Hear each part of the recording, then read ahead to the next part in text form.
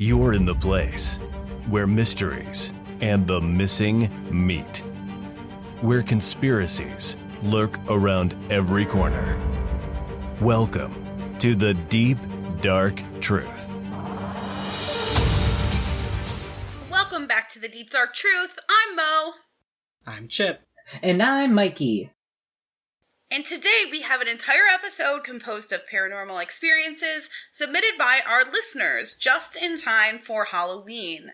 Are some of them creepypastas? Probably, but we aren't here to judge you. That's why we have Patreon episodes. We originally were going to cover these along with paranormal games, but it ended up being way too long, so this is our Halloween gift to you. Speaking of, with the end of October, we'll be back to our regular programming shortly. Our next episode is a mystery, specifically the Phoenix Lights, followed by a true crime episode. So if this kind of content isn't for you and you're happy for Halloween to be over with, we'll have something for you shortly. With that said, it's time to talk about today's sponsor, Wild CBD. How very on brand. This episode is presented by Wild CBD. Wild produces the best tasting edibles on the market using real fruit and all-natural flavoring. With flavors inspired by the Pacific Northwest, high-quality ingredients, real fruit, and consistent dosing. Wild has become one of the leading cannabis edible producers in the country. Wild's new CBD line currently offers real fruit-infused gummies in blackberry, huckleberry, lemon, and raspberry, and CBD-infused sparkling water in raspberry, lemon, blackberry, and blood orange. Each gummy is dosed with 25 milligrams of CBD. Wild CBD is offering our listeners 30% off their next purchase from www.wildcbd.com using the code POD. That's code POD for 30% off your next purchase, and that link, of course, is in the show notes. Wild CBD, of course, is intended only for use by individuals 18 and older. Wild CBD products should only be consumed as directed on the label and should not be used if you're pregnant or breastfeeding. All Wild CBD products are made with ingredients containing 0% THC. But consult with a health professional prior to using Wild CBD in combination with other medications or dietary supplements. And now, let's start talking listener submissions. So let's hear our first listener submission. This one is from April from All Cats Are Gray. Hi, this is April from All Cats Are Gray in the Dark. I have a little story for you about a Ouija board. I was in middle school at a slumber party because, of course, I mean, what Ouija board story doesn't start with that. It was a small group of my friends, and we had gotten into her parents' liquor cabinet and then, subsequently replaced some of it with water, because that really works out. And then we broke out the Ouija board, and we started asking questions, and I don't really remember what the beginning questions were, because they were just kind of inconsequential stuff. But then we asked who it was, and then it got a little bit darker from there.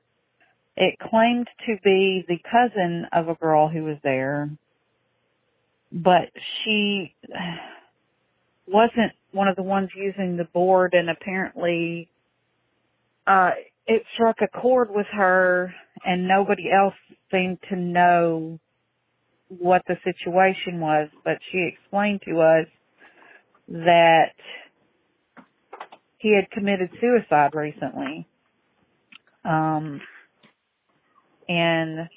that he had reached out to her, like, either the day of or the day before. I can't really remember the specifics there. But he had reached out to her, and she had kind of pushed him away and told him she was busy. And then he killed himself. So she had an enormous amount of guilt over this, and whatever was speaking through the board was playing on that guilt and kept saying things like, you weren't there for me, things like that. It was just terrible. And by the end of it, she was just completely broken down, sobbing and everything like that. If it were any other case, I would say, maybe some of them were working together in tandem to mess with us or whatever, but I really don't think she was acting. She really looked broken by what was being said by the board or whatever was speaking through the board.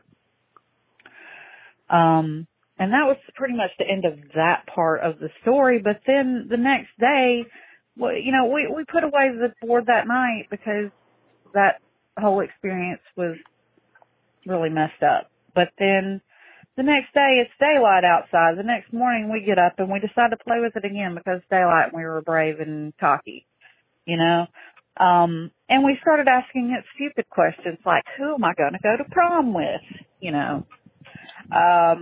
and by the way, mine didn't come true.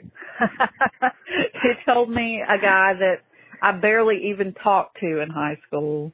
And so I'm like, yeah, no, that was probably one of them just messing with me.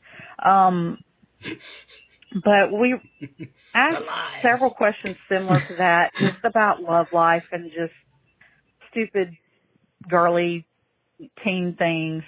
And it just stopped working. Like, it stopped moving. The oracle just stopped moving. And basically, as we're all leaving the room, I think to go get breakfast or whatever, the last two of us coming out of the room saw the oracle just fly off the board. The board was just laying on the bed with the oracle on top of it, and the oracle just completely flew off the board and off the bed completely. And nobody else was in there. It was just us two, and we were, pretty much at the foot of the bed on the way out of the room, So that's my experience with it, and also why I don't F with them anymore. Twice was enough. The very next day. So she said unless, somebody knew or somebody found out, she didn't think that it was super likely just because of everybody else's reaction of being like, who is that? Like, none of us know until she said something. If somebody did it, they're assholes. I mean, that's not a group of friends. Someone in this group is not a friend. Yeah, for sure. I mean, that's first and foremost. Ugh. Yikes. This is why we don't fuck with demons, because they play on the guilt bit. And then when you ask them about prom and you don't take them seriously, they get mad and throw it across the room. I mean, is that how the Ouija board is really designed to work, though? Like, are you supposed to ask it questions about the future? Because I don't think that's... Am I wrong? I mean, I don't know how any of it works, but, like, if you're talking to the ghosts, sometimes they know future things, for no reason. Yeah. There's lots of rituals where you ask the ghost who I'm gonna marry. That's a common theme. But that's, like, not the design of the board, right? It's the spirit board. Like, it's to communicate with the dead, not to, like, ask it questions of the future like they're all-knowing or all-seeing. Well, I mean, if it's to communicate with the dead, what else is it besides asking Past. Like, you can ask past questions because that's known. But I don't think it's designed to ask, like, future questions. Do you get what I'm saying?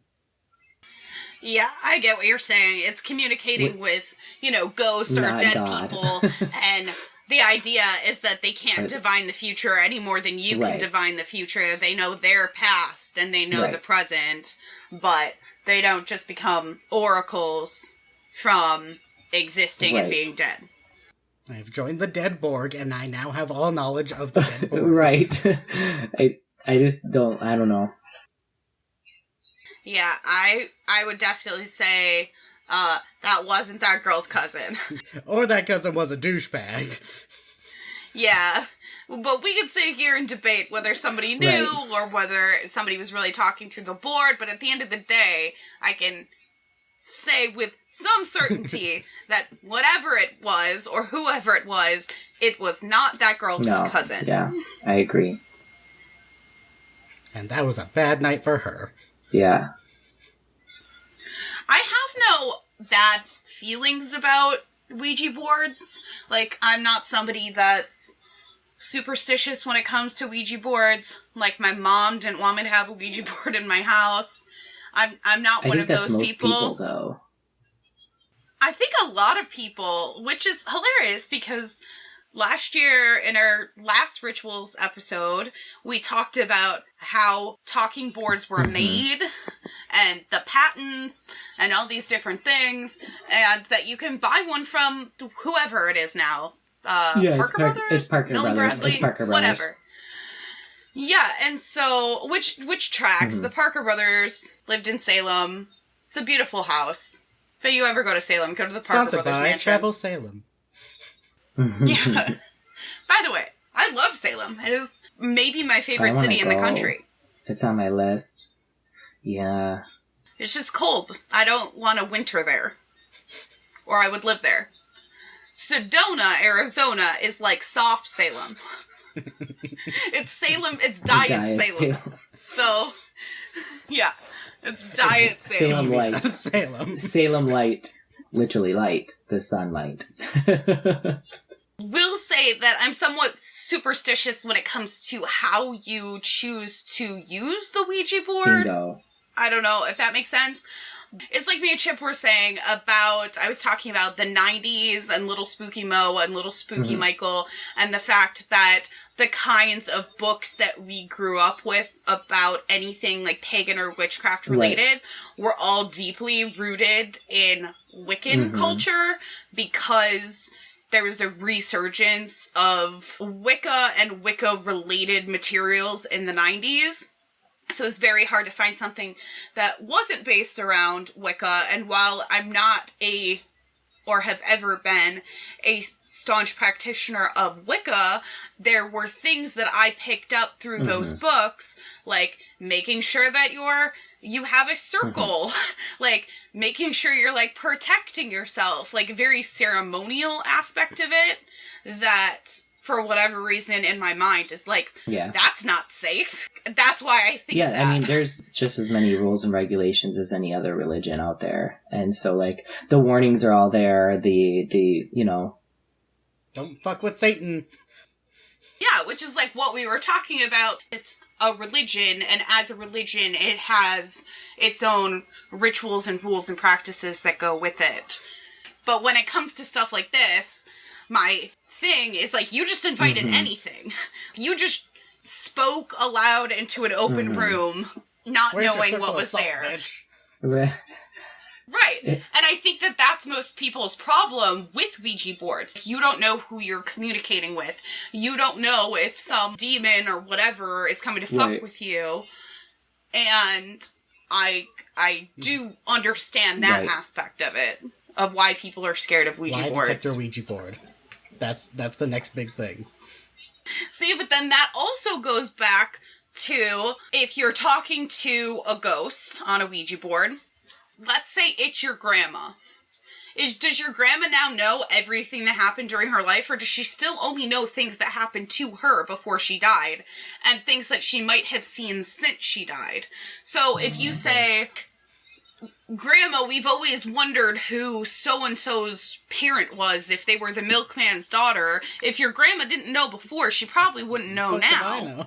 She's been doing ghost research. Right? Like, who have you been spying on, Grandma?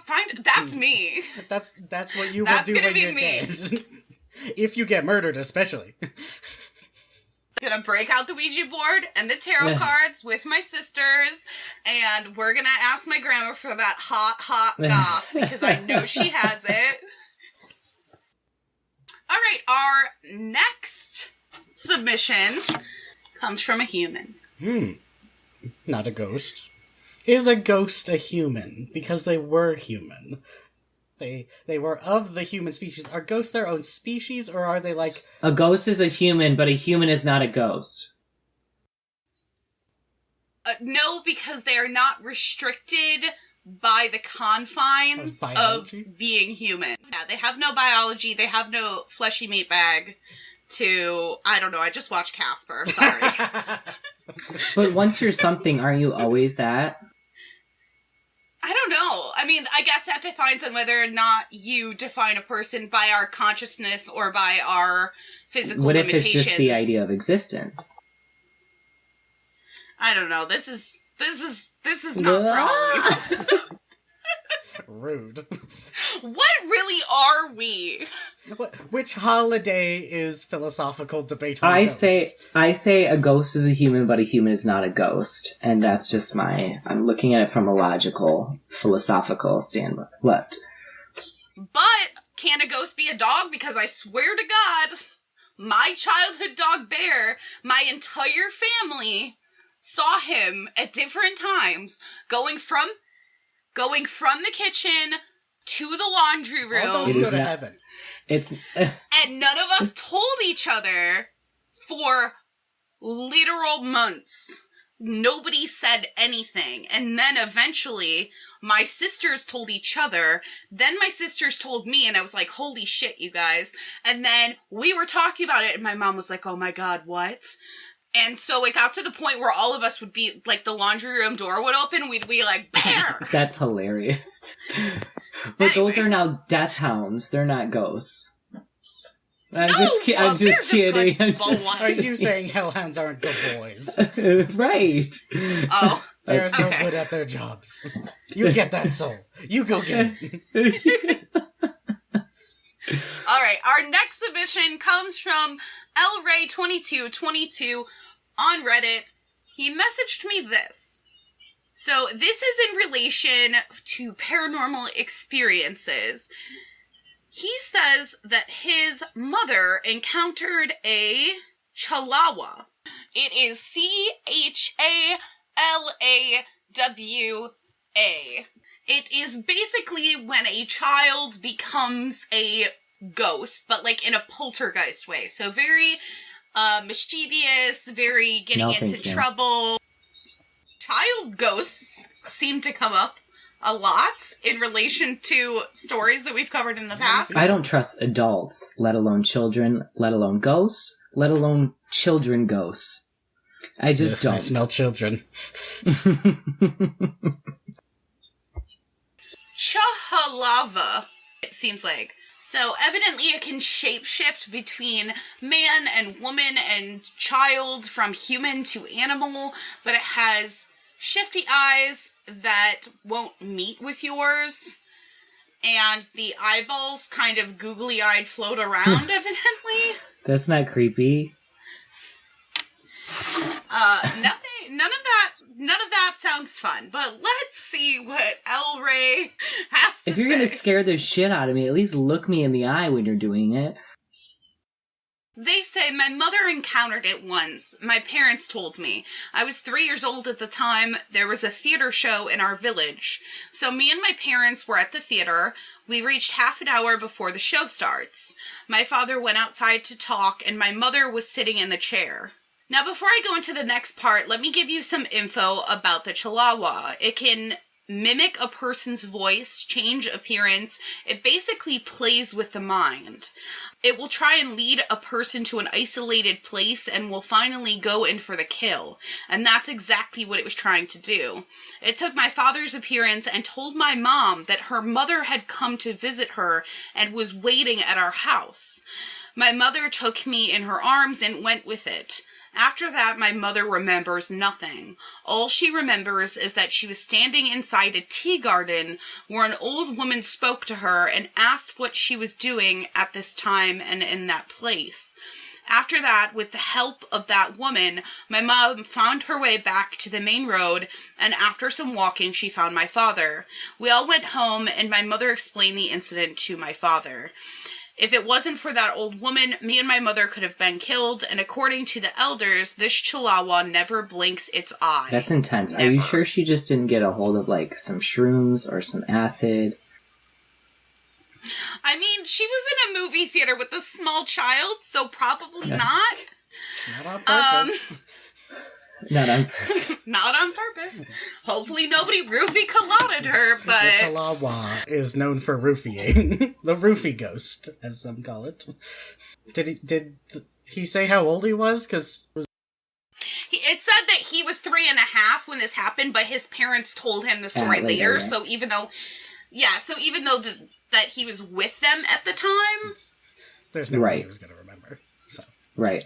Yeah, he obviously didn't remember the incident. He might have remembered going to a movie theater or something, but he had no context or any idea. Oh yeah, I remember that nice lady with the tea set. Yeah. Yeah. It's like, yeah, I've been seeing that lady every night since I was 5, or since I was 4. And we received another submission from Nina via Facebook, and it goes as such. It was the summer of 96 or better, referred to as the summer of hell. I can't help but to blame myself after all. I've watched plenty of horror movies to know all the basic rules, but even then I ignored the most important one. I was young and curious, so attracted to anything horror. I played with the spirit board by myself, and if that wasn't enough, I have chanted spells that I found in a spellbook written in another language. Frustrated at what I thought was a complete fail since nothing had happened, I continued on with this dangerous combo. A few days had passed and things began to change. I started hearing strange sounds. For each night they went by, the evil entity became more aggressive. Some call it sleep paralysis, but I know that it was an evil force holding me captive. I can hear the growling in my ear and the voices as it whispers to me, calling out my name. I was completely terrified. I fought so hard to have just enough courage to open my eyes, and then fear would strike again when I would witness with my own eyes a hooded shadow figure by my bed, and shadow figures darting in and out of the wall while calling my name. It was getting worse. I could now feel it touching me. It actually touched my foot. It wouldn't let me sleep, and it was as if it was getting stronger. I was so scared, and knowing it was my fault, I didn't want to tell anyone, especially my father. All my family had warned me about tampering with spirit boards. I no longer felt safe in my own home, and every chance I got tried to go somewhere hoping that this thing wouldn't follow me. I distinctly remember several occasions where the evil had followed me. My aunt had asked me to stay with her and her family during the week to babysit my little cousin while she worked. When I had fallen asleep, something had disturbed my sleep. I opened my eyes to the light above me flickering on and off. I immediately left the bedroom and fell asleep on the couch for the rest of the night. Another night I had experienced the same exact thing, but this time as I left the room, I heard whispering coming from my cousin's bedroom, which was located right next to the living room. Confused and terrified, I started to wonder if it was my cousin that I had been babysitting, only to find out later that day he was sleeping with his parents' room the entire night. I knew I had to dispose of the board, and when I did, I heard a voice later that night say, "I will come back." Eventually we moved and I began feeling safe again. The activity still happens from time to time. I realized later that this thing wasn't a part of the house. I summoned it and it is attached to me. I thought I was losing my mind until one day my older cousin had visited. She also is a believer who has had her own personal experiences. We were exchanging stories of strange events, and she distinctly heard heavy breathing coming from upstairs. We both looked at each other, and then she noticed my dog turned towards the direction of the stairs, and she heard it too. She had lived there prior to me, and stated that she's never heard that during this time of residency there. It's fucking sleep paralysis. It's the most terrifying thing ever. She was awake half the time. It was only twice that she was sleeping. The other time she was leaving the room. Terrors are aptly named and not demonic possession. Either way, it's creepy AF. Creepy stuff. Don't like it. Regardless of whether or not there is a ghost or something attached to her, I hate when my dog looks up the stairs. No one is there. There's a demon door up there. Of all the dogs in the world who should look up at something, it's yours looking up at that demon door. Where it sprung forth from. So this submission is in a narrative kind of format, but that's because I asked Jules from Riddle Me That podcast we have discussed before her husband's experience with the Ouija board. He won't touch them. He doesn't even like talking about them. And he's basically traumatized, like legitimately, whether or not whatever happened to him is real. He's still traumatized by it. Oh yeah, you can absolutely be traumatized by things that didn't happen. Yeah. So I was like, tell me your story. Like tell me everything instead of like bits and pieces. So, here we go. Also, the names have been changed at Jules' husband's request. I was 16 in 11th grade. This was going to be a great year. I had my driver's license. My parents had gifted me with a blue 1970 Mustang. It wasn't a new Mustang, obviously, but I loved that car. I was single as Halloween rolled around, and I had my eye on a beautiful blonde named Patty. Patty was really into ghosts and everything creepy or occult related. A group of 6 of us had plans on Halloween, and I was determined to make Patty see that I could be exciting, and I was just the kind of man she needed in her life. Sir, don't go after Spooky Patty. Yeah.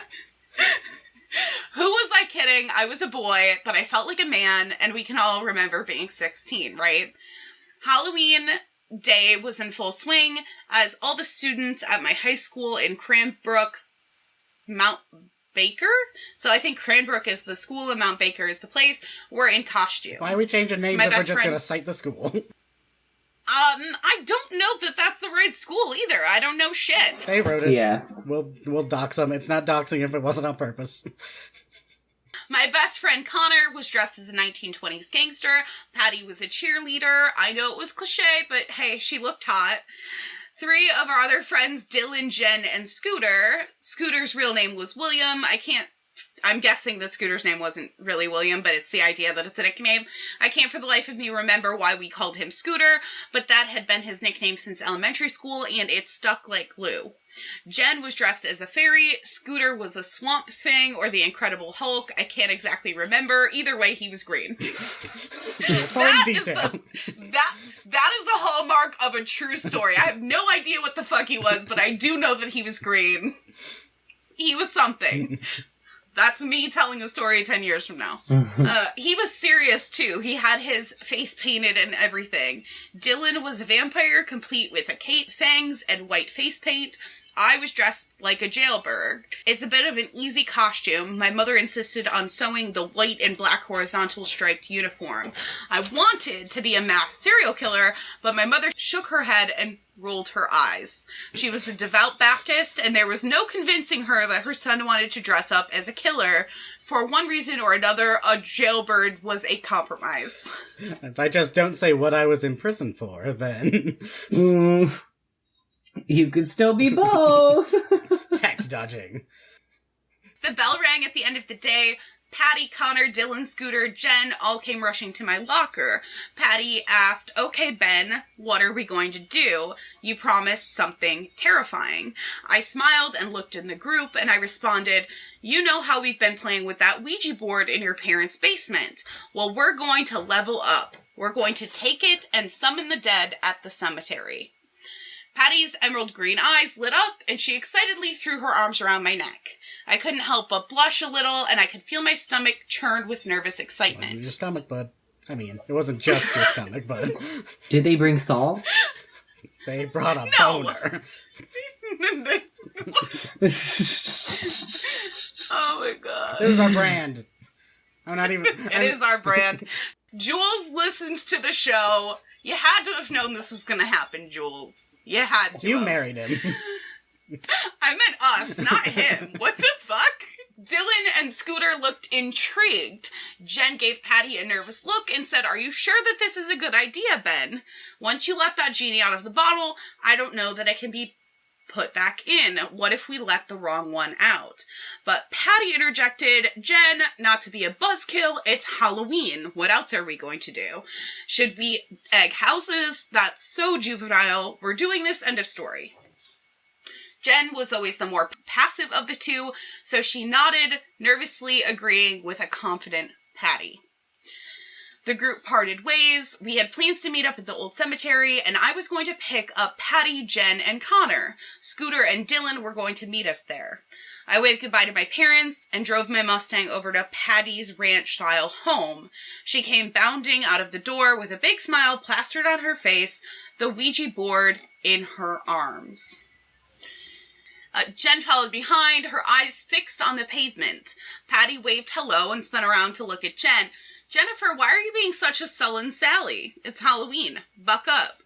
Jen rolled her eyes and gave Patty a disapproving look. The 2 girls got in, Patty got into the passenger seat, and she leaned over and gave me a kiss on the cheek. I could feel electricity flowing through my body. Go, Chip. I mean, there are electrical signals in the body that are telling your penis, it's go time. I felt it. The possibility that perhaps, if tonight goes well, I could ask Patty to be my girlfriend. Going steady.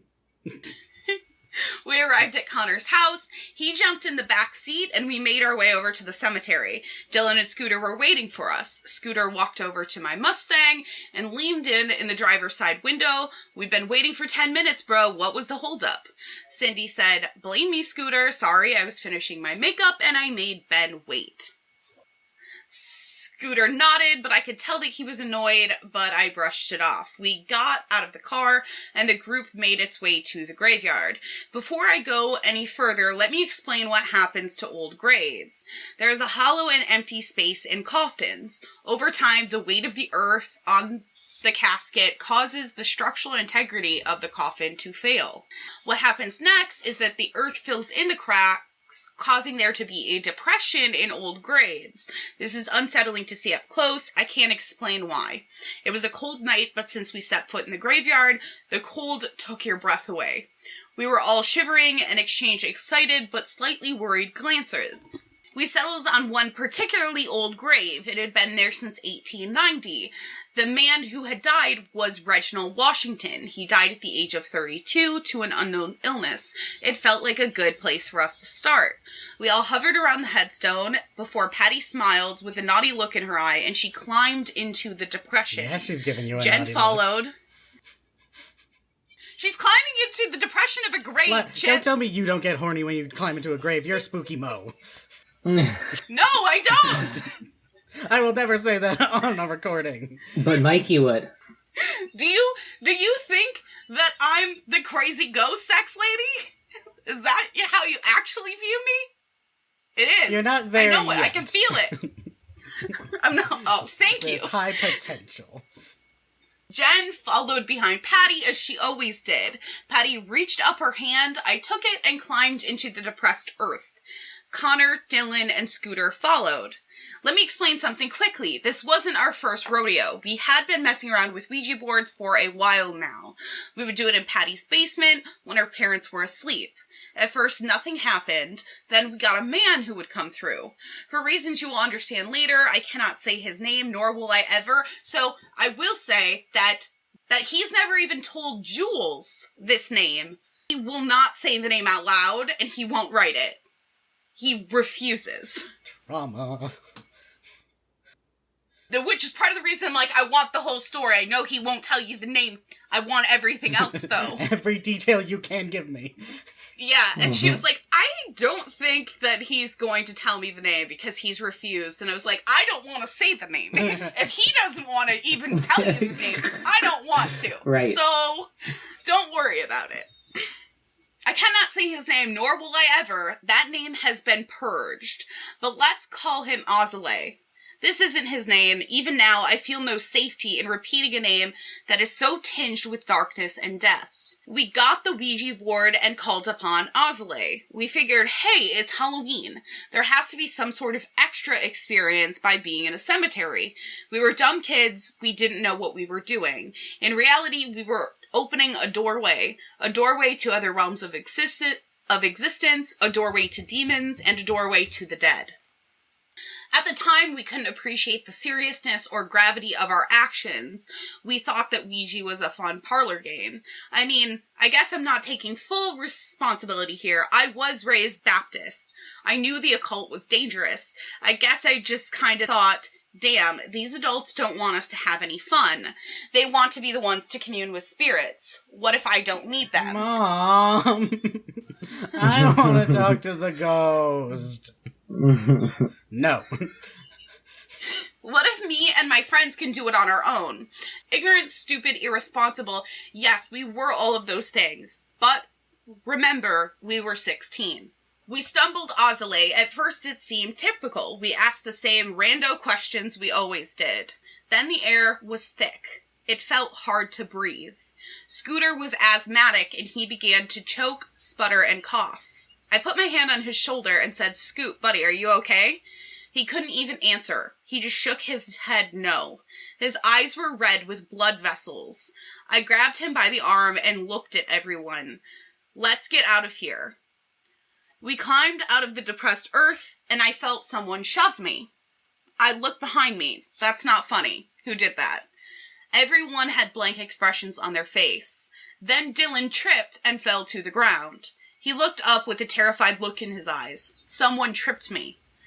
Dylan looked around and no one was close by.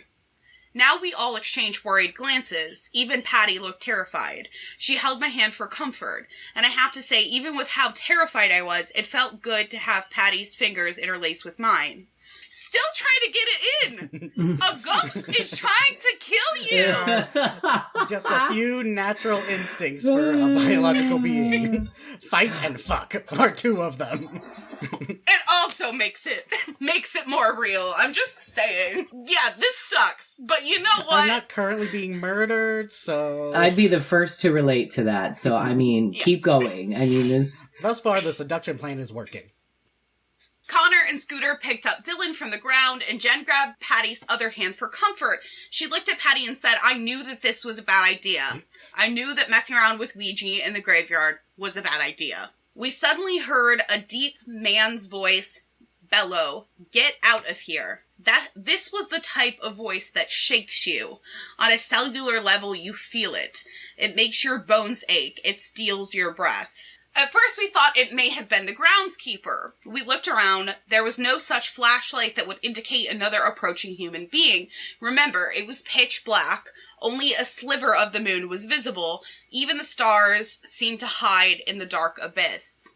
At this point, every fiber of my being felt like we needed to run. I have forgotten my boner. That is how scared I am.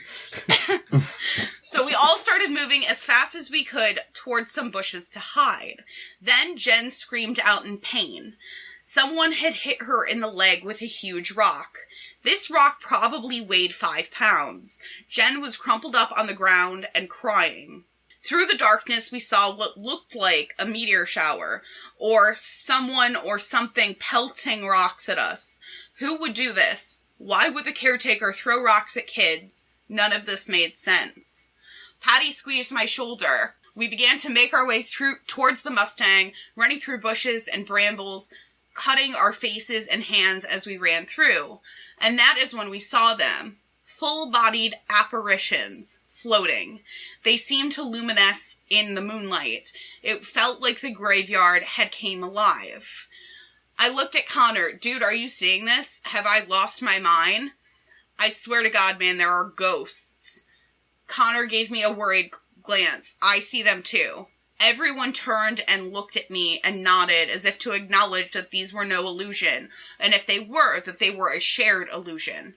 We got to the Mustang and drove at full speed to this place called the Terrace. It was a baseball diamond. The lights were on and no one was there. We hoped that we could get a break from the ghosts and reflect on what had happened. Connor started rubbing his stomach and he lifted his shirt. On his abdomen were 3 large scratches from what appeared to be claws. It gets weirder. Patty looked at me and said, Ben, my mouth hurts. Luckily, I had brought along a flashlight, so I shone the flashlight in her mouth and took a step back, dropping the flashlight. Patty was worried. What do you see, Ben? That's not the reaction. When I say, hey Mo, my mouth hurts, what's happening? And you go, that's not what I want. Fuck this shit, I'm out. Oh, I'm spitting up maggots now. Connor, Dylan, Scooter, and Jen looked at me with wide eyes, waiting for me to disclose what spooked me. I said, I don't know if I saw what I saw. Can someone else look and see?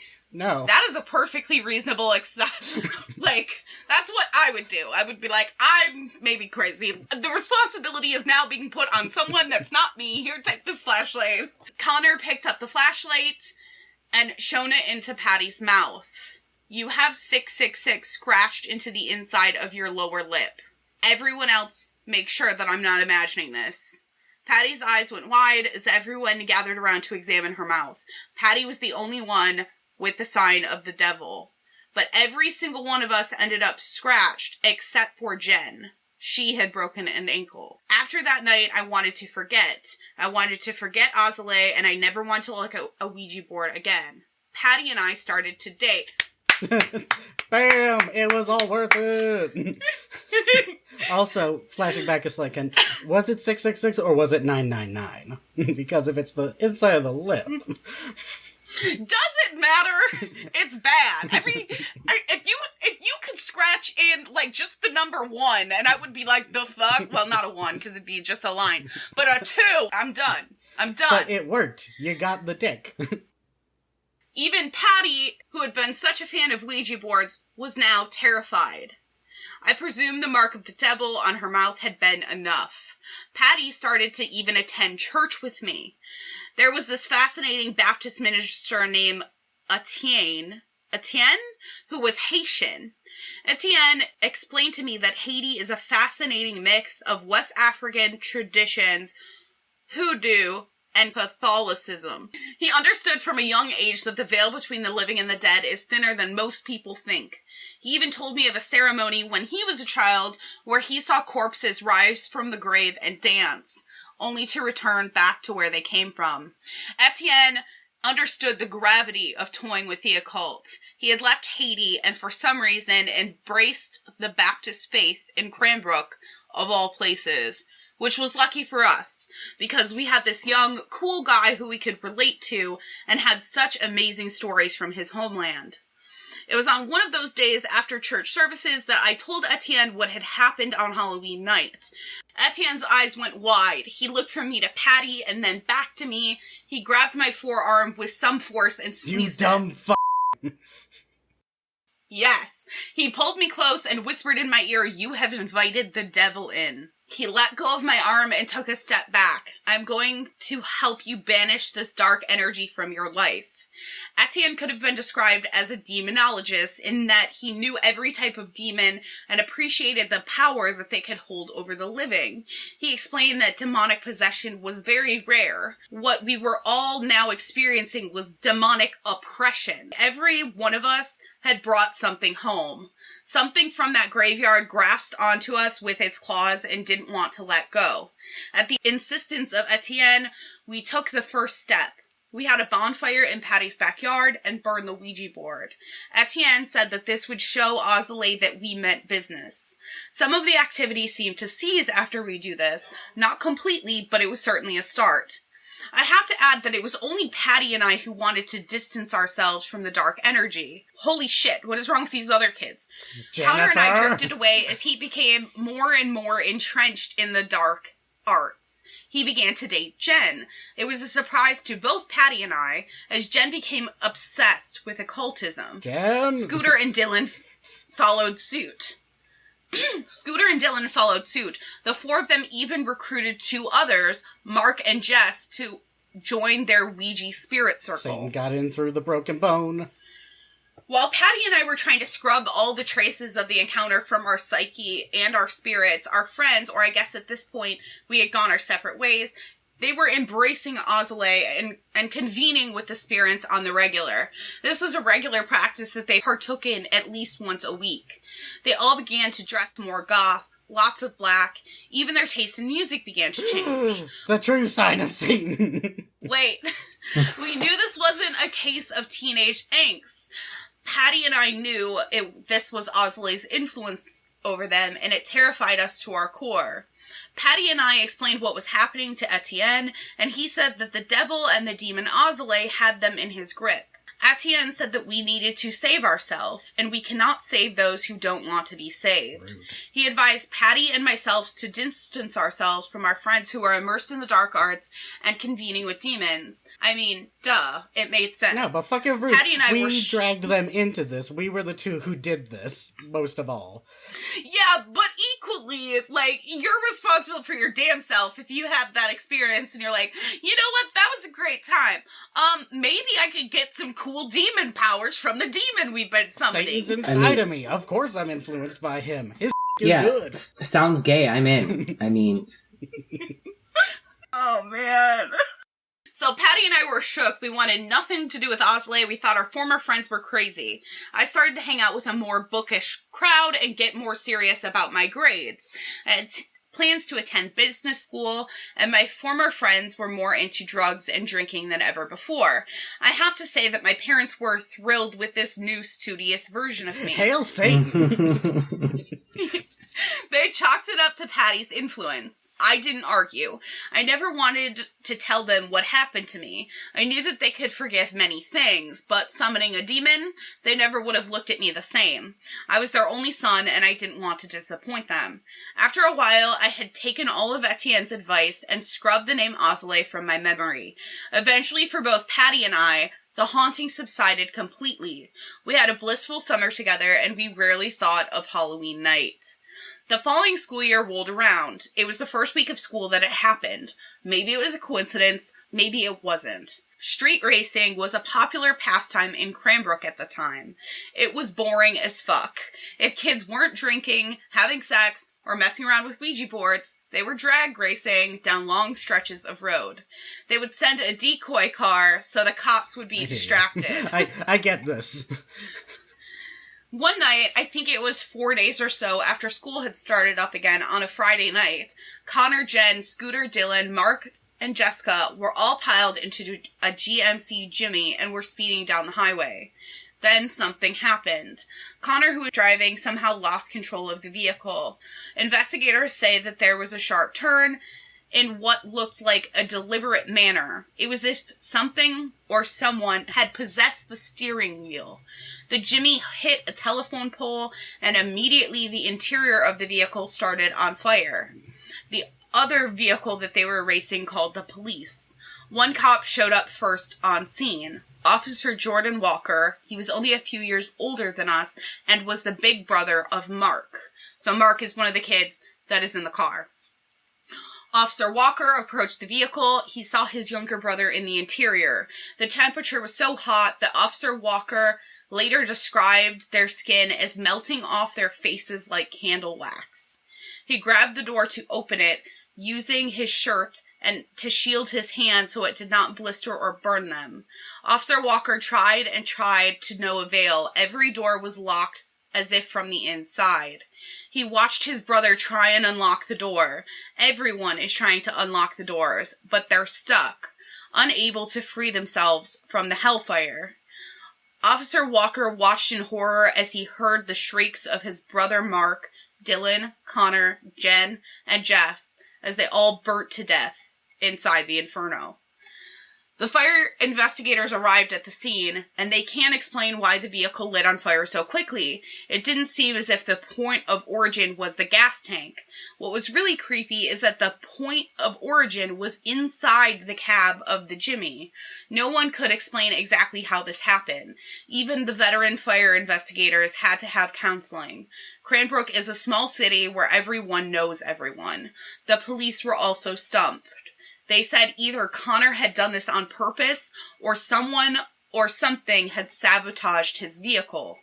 The brake that had been working fine the entire day had failed. The entire scene was a mystery, and it seemed to make everyone both upset and uncomfortable.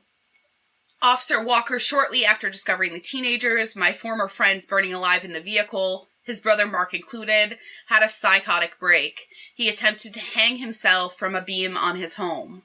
Luckily, the rope was too long, and his girlfriend discovered him.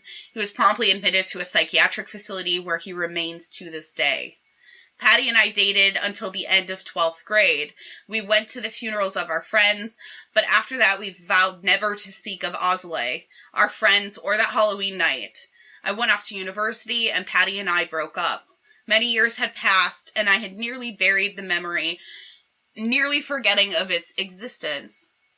This was until I had a chance encounter. I was shopping in Calgary, an entire province away from where I live. I was living in Vancouver at the time. I was picking up a car for my ex. I started chatting with the salesman. I think his name was Darren. He asked where I was from, and his face went sheet white. He asked what year I graduated and asked if I knew Connor McKinnon. I nearly dropped my car keys. It had been years since I heard that name. Dumbfounded, I nodded. He looked at me and said that 10 years ago there was an accident and Connor died. Do you remember that? I nodded. Yes, even if I tried, I couldn't forget it. Darren smiled. Well, they weren't able to save Connor, but he was an organ donor. I was knocking on death's door, and when Connor died, I got a new lease on life. I looked at him with shock and awe and asked, what organ do you get? And he said, I have Connor's heart. Your friend's heart beats inside my chest. The two of us hugged, and I think I may have cried a little. I think of Connor fondly, and I'm sorry all of my friends had to meet such a fiery doom at such a young age. I'm thankful that the universe somehow managed to bring us together in the form of me meeting Darren. I know that this is a messed up story, and that's why I don't think I've ever told these memories in full to anyone. And this is why you never fuck with Ouija boards. Can I just say that regardless of the circumstances, if I watched my sister's face, one of my sister's face melt off, the most I would be in a padded room for the rest of my life. There's the saddest moment of... no words for that. Everything about that was traumatic as hell, and I understand why he didn't really want to tell the story to begin with, but I appreciate that he did. And thank you, Jules, for talking him into it. Justice for Jen. She didn't want none of this bullshit. Was Jen in the car? Yes, they were all of them in the car Plus that the were two. there the night, plus The two the replacements. other two that they recruited. So there's 5 people in the car? Yeah. I thought there was only 3 people in the car. Connor, Jen, Scooter, Dylan, Mark, and Jessica. So there's 6 of them piled into a Jimmy, which I won't even... I mean, that's accurate. That's what we did. Yeah, I know. That's fair. Like, you now live and sit on the council, or you try and throw 4 people in the back, especially if there's a Jimmy. We did 6 people. Yeah. We did 8 people one time. Yeah, I think we did. And Mikey's caddy. There was 6 actual seats because the front seat was also a bench seat. It was amazing, and we had 2 in the trunk. Well, you could also fit 4 to 5 in the back sometimes with how little, like, my sister and myself and a few others were, like Michael. Nikki. Nikki. I mean, Ish. I mean, just tiny people. Or boyfriends and like girlfriends all 100 pounds. sitting on each other's laps because there's room for it in a Cadillac. Yeah, if I was him, I would never touch a Ouija board again. And I probably would never say the name of the thing that they were talking to ever again either. Yeah, nope. There doesn't need to be any actual supernatural for this to be incredibly traumatizing. So we hope you enjoyed listening to submissions with us, and if you have any paranormal stories, still send them in, and we can use them for a future episode. We'll see you next time. I'm Mo. Chip. And I'm Mikey. Or are we? You just listened to the Deep Dark Truth Podcast. See you next time. And remember, your local cryptids want to meet you.